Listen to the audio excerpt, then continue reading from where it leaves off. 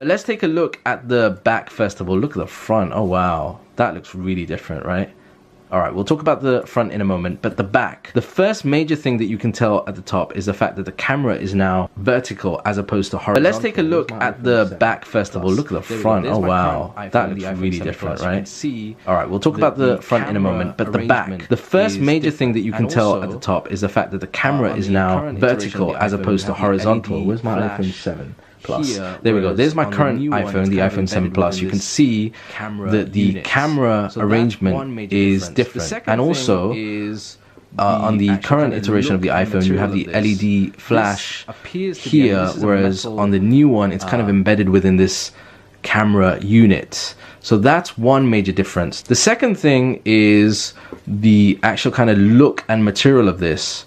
This appears to be, I mean, this is a metal prototype. The back almost looks and feels like it might be made out of glass, which again ties in with some of the rumors about the back being made out of glass as opposed to the current kind of aluminium that we find on the iPhone 7 and 7 Plus, which I hope really isn't the case. It does look nice, but to be honest with you, I hope this isn't the case, because that's going to be a problem. You know, if you drop this, you can imagine, I mean, I had tons of issues with my iPhone 4 and 4S.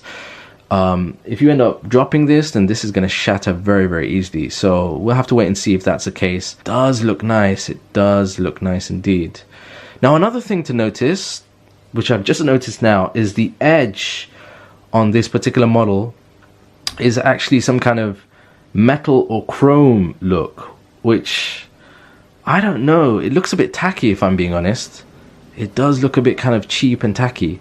Yeah, I hope that's not the case.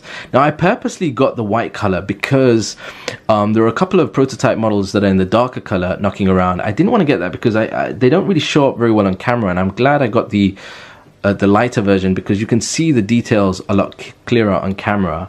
Alright, well, another thing about the back, we have no fingerprint sensor on the back. Now, some of the earlier prototypes, again the ones that are knocking around on online, and some YouTubers have focused on that, have a fingerprint scanner on the back. This one doesn't.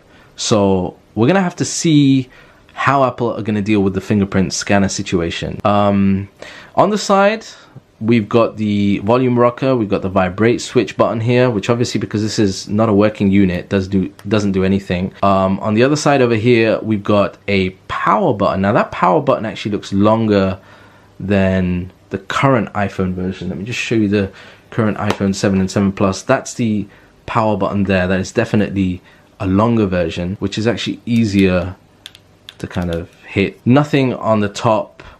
And then you have at the bottom, let me move this out of the way, nothing at the top, but at the bottom you've got the stereo speakers. Will we have stereo speakers at the top like the iPhone 7 and 7 Plus? We'll have to wait and see. And then you've got the lightning cable over there. Now, the front is, on this particular model, is really an updated front based on, again, rumors and leaks, but also the firmware related to the brand new, the upcoming HomePod has pretty much confirmed that this is the kind of front screen that we're going to get. We're going to get this kind of unit at the top that has, very interesting, not 1, 2, 3, 4, but yeah, so we're going to have what appears to be almost like 2 front cameras, what looks like a